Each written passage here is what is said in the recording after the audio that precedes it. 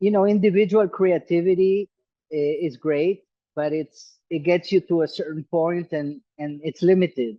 But when you create a collective, you have infinite possibilities. It's much richer.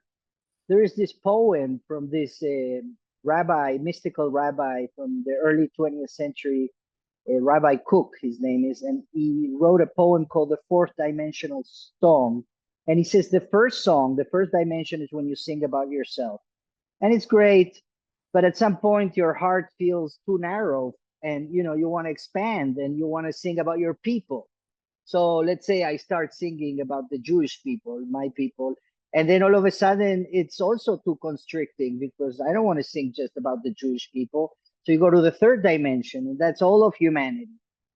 But then humanity is also limited. So because what about the trees and the mountains and the rivers and the angels and the tomatoes and everyone, who's shining their presence. So that's the song of songs, he says.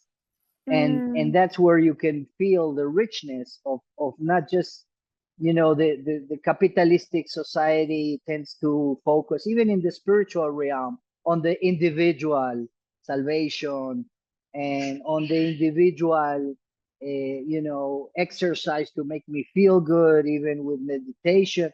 But when it becomes a sangha, right, like when it becomes a community, it's real. And the sangha is not just about humans, it's we're just a tiny part of the community, of the big sangha.